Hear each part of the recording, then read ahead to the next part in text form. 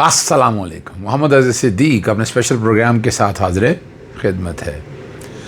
गहमा गहमी आपने देख ली, सेनेट के इलेक्शन हो गए, पंजाब से भी हो गए और खैबर पख्तूनख्वा से भी हो गए। इस्लामाबाद हाई कोर्ट का बड़ा सख्त ऑर्डर और निज़ाम इंसाफ के ऊपर बहुत से सवालात उठा दिए गए हैं, बड़ी क्लैरिटी के साथ। और इमरान खान साहब ने जेल में सहूलियात के हवाले से एक आइनी तौहीन अदालत की दरख्वास्त दायर की है।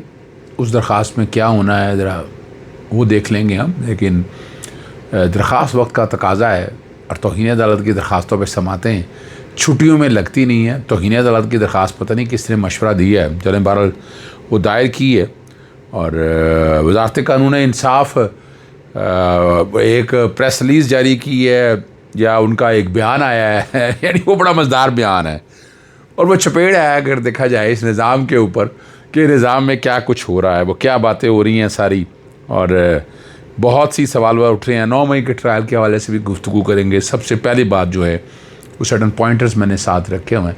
वज़ीर आज़म इस्लामाबाद हाई कोर्ट ने वज़ीर आज़म शहबाज शरीफ समेत पूरी काबीना, याद रखिएगा मुस्तफ़ा इम्पैक्ट्स, और अब जो आ गया है कि ये सारा काम ऐसे नहीं है कि अब सारा फ़ैसले काबीना ने करने हैं, रूल्स ऑफ बिज़नेस के तहत भी और आइन के तहत भी। और ये मुस्तफ़ा इम्पैक्ट्स का केस में सेटल डाउन हो गया है। इस्लामाबाद हाई कोर्ट के जस्टिस सरदार एजाज इसाक खान ने जो तौहीन अदालत का शोकॉज़ नोटिस जारी करा है वो पूरी काबीना को किया है बतौर काबीना के तौर पर, और बड़ा सख्त फ़ैसला लिखा है उन्होंने बहुत से निज़ाम इंसाफ के ऊपर बहुत से सवालात उठा दिए हैं। वो रेलेवेंट भी हैं, इररेलेवेंट भी हैं, जो कुछ भी आप कहें उस सारे मामले में उन्होंने 2 हफ्तों में तहरीर जो जमा करवाएगी, तहरीरी हुक्मनामा जारी कर दिया गया है। अदालती हुक्मनामे और फ़ैसले में फ़र्क ये होता है कि हुक्मनामा अदालती कार्रवाई के दौरान जारी किया जाता है, जबकि फ़ैसला वो होता है जहाँ समझे जज कलम तोड़ देता है, यानी वो अपने तौर पर यह है कि वो मामला कंक्लूड हो गया, उससे अगले स्टेज की तरफ चला गया, तब की बात है। जैसे सरदार एजाज इसाक खान ने चीफ जस्टिस सरफराज डोगर साहब और ट्रांसफ़र किए जजिस की 26वीं आनी तरमीम बाद इस्लामाबाद में हाई कोर्ट में लगाया गया डेमोलिशन स्क्वाड करार दे दिया। यानी जो लिखा हुआ है लफ्ज़ वो चीज़ सामने आ चुकी हुई है।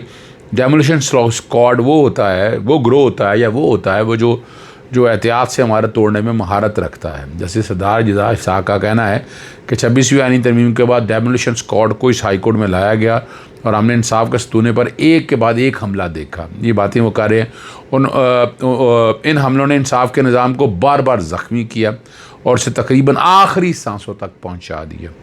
निज़ाम इंसाफ हमलों की जो आज एक मिसाल सामने आई, हाई कोर्ट के एक जज के ज़रिए इंसाफ की फराहमी को चीफ जस्टिस के दफ्तर के ज़ेर इंतज़ाम हफ्तावार रोस्टर के मुहासरे में लिया गया। ये सूरत हाल जो बात जज साहब कहते हैं कि बैक वक्त दिल हिला देने वाली और मज़ाहिया भी है। ये कैसा तसाद है जो इस हाई कोर्ट की पहचान बन चुका है। हुकूमत ने सुप्रीम कोर्ट में अपील दायर की, जो जिस वजह से भी नहीं सुनेगी तो एग्जेक्टिव की चालाकियाँ कहें और ज़ाहिर हुई, तो इस हाई कोर्ट की कार्रवाई को रोस्टर के ज़रिए काबू कर लिया गया। ये बुनियादी बात है। मैं समझता हूँ कि इस तरह की टेक्निकलिटीज़ में रजिस्ट्रार ऑफिस को भी ध्यान रखना चाहिए, बाकी को भी आना चाहिए। हर्ज क्या है, यानी आप अदालतों को बेतौकीर तो ना करें ना। और इसमें मैं समझता हूँ तमाम अदालतों को खड़े होना चाहिए कि जो अपना हुक्म बनाया जाहिर किया उसके हुक्म बनाने की, ये अदालत की रेट को कायम करने की बात है। यानी आप ब्यूरोक्रेसी जो कुछ मर्जी कर रही है, अगर कोई सवालिया निशान उठाए जाते हैं, उस पर अमल दरामद के हवाले से बात आती है तो हम देखते हैं कि कोई कुछ भी नहीं होता, कोई अमल दरामद नहीं होता। तकलीफ़ें, दिक्कतें, परेशानियाँ, ये सारा कुछ क्या कहेंगे आप। और यही वो मसाइल हैं जिनका सोचने वाली बात है। तो इसलिए अदालती रेट को बहाल करें। मैं अदालती हुक्म के बाकी चीज़ों के बारे में जो कहा था वो मैंने आपके सामने रख दिया उन पे। और ऐसे जज कहाँ मिलेंगे जिससे कोई सियासी जमात, चाहे पीपल्स पार्टी हो, नून लीग हो, तहरीक इंसाफ हो, इस्टेब्लिशमेंट हो, ब्यूरोक्रेसी हो, कोई भी उसे इत्तफाक ना करती हो, तो ऐसे जज तो अब ढूंढ के चिराग लेकर ढूंढने पड़ते हैं। इमरान खान ने तौहीन अदालत की इस्लामाबाद हाई कोर्ट में रजू दरख्वास्त दायर की है। तौहीन अदालत मैं देखी नहीं है शुरू में से कि वो क्या चीज़ है। तौहीन अदालत की दरख्वास्त की छुट्टियों में तौहीन अदालत की दरख्वास्त की समाअत मुकर्रर नहीं होती है। ये चलें, यानी ये बुनियादी तौर के ऊपर आप मुलाकात के हवाले से एक बात कर सकते थे कि होनी है, इम्प्लीमेंटेशन की अपनी एक बजाय इसमें सेक्रेटरी दाखिला, chief secretary home department, IG Punjab को तफरीक बनाया गया और इमरान खान से व्हाट्सएप पे बात, और तभी मुआयने के हुक्म के बावजूद अदालती हुक्म पर अमल दरामद नहीं, सुप्रीडेंट अडियाला जेल के खिलाफ कार्रवाई शुरू करने की दरख्वास्त सेंट्रल की अदालत में दायर की गई है। अब ये वहाँ तो समझ में आती है बात, हाई कोर्ट में कंटेम्प्ट की बड़ा मुझे मुश्किल समझ नज़र आती है।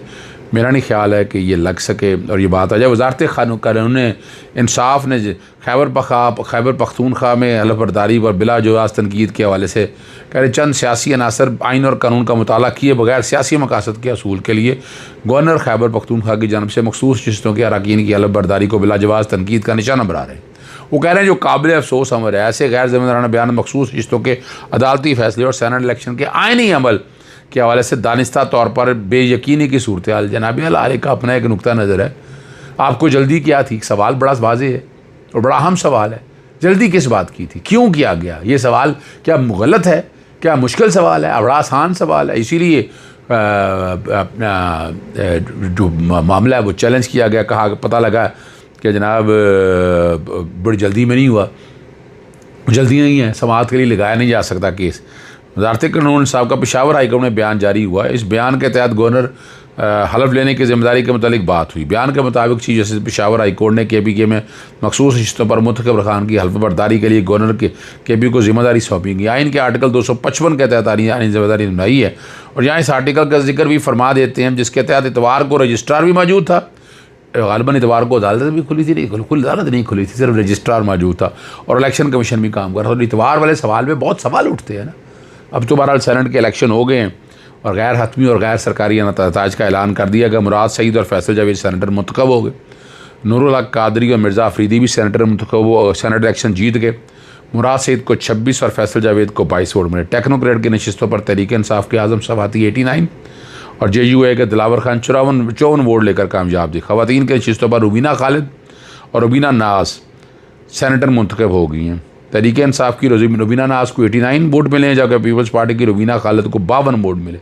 तहरीक इंसाफ के मिर्ज़ा अफरीदी भी 21 वोट लेकर सेनेटर मुंतखब हो गए। इमरान खान के नज़रिए की जंग आखिर तक लड़ने वाले तहरीक इंसाफ के उम्मीदवार खुर्रम ज़ीशान को कोई वोट नहीं मिला। मैंने कहा था कि देखें वो चलें, वो तो खड़ा रहा है ना अपनी जगह पर। वो एक लिहाज से इसलिए है कि वो बजाय बिला मुकाबला होने के, यानी एक स्ट्रेटजी जो है ना मुझे ये पसंद आई है। इसमें ज़िक्र मैं फिर करूँगा कि स्ट्रेटजी क्या थी। कमाल की बात, बड़ी ज़बरदस्त जो थी। और हुकूमत और अपोजिशन का 5-6 का फार्मूला कामयाब। PTI ने सेनेट की 6 जबकि अपोजिशन ने 5 सीटें जीत ली हैं। वज़ीर बलोचिस्तान जो सरफराज बुगटी ने कहा है कि कोटा के नवाई में गाँव में इलाके में कत्ल होने वाले अफराद के दरमियान कोई अज़वाजी रिश्ता नहीं था। दोनों पहले से शादीशुदा थे और उनके बच्चे भी हैं। कोटा में प्रेस कॉन्फ्रेंस के दौरान उन्होंने सूबे में पेश आने वाले वाक़यात में बताया कि जो मुलज़मान मुलव्वस हैं उन्हें गिरफ़्तार करके उनके खिलाफ कार्रवाई की जाएगी। उन्होंने मज़ीद बताया कि इसकी सबसे तशवीशनाक बात यह है कि कोई भी शख्स FIR दर्ज कराने के लिए तैयार नहीं। मकतूलिन के वालिदैन और बच्चे मौजूद हैं, लेकिन अब तक कोई FIR दर्ज नहीं हुई। पुलिस जब तफ्तीश के लिए जाती है तो मर्द इलाके से गायब हो चुके होते, जबकि ख़वातीन घरों से बाहर निकलने के पुलिस पर पथराव करती। ये आपकी रेट है जनाब, आपने मनवानी है। 9 मई के ट्रायल एक ब्लंडर है। पुलिस अगवाल गवाही देने आता है और पूछता है आयशा भुट्टा कौन है और कैसी दिखती हैं। उनसे पूछा तो बताया मैंने 9 मई के बाद उठाया, ताकतवर लोगों ने था, अब मुद्दा मुझ पर डाल दिया। पता नहीं ये बातें क्या हो रही हैं जो सामने आ चुकी हैं। आयशा भुट्टा का इस हवाले से कहना है कि 9 मई की रात को मुझे घर से ताकतवरों ने उठाकर 3 दिन के लिए एक कुबत खाने में महबूस रखा। दोबारा गिरफ्तारी के वक्त भी घर में कोई खातून पुलिस एहलकार नहीं आई।